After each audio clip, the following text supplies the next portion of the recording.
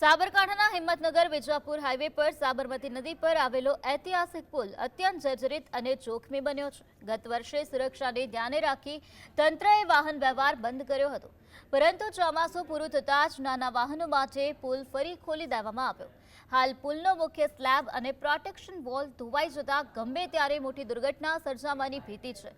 માત્ર ભારે વાહનો બંધ કરી તંત્ર જવાબદારીમાંથી છટકી રહ્યું છે, જેના કારણે વાહન ચાલકો અને રાહદારીઓ પોતાના જીવના જોખમે અવરજવર કરવા મજબૂર બન્યા અને અધિકારીઓ કોઈ મોટી જાનહાનિની રાહ જોઈ રહ્યા હોય તેવી પ્રતીતિ થાય છે। બ્રિજની હાલત જોતા વાહન વ્યવહાર બંધ કરવામાં આવ્યો હતો ગત વર્ષે, પરંતુ આ વર્ષે એ બ્રિજને ખુલ્લો મૂકવામાં આવે છે, જે બ્રિજ જર્જરિત હાલતમાં છે।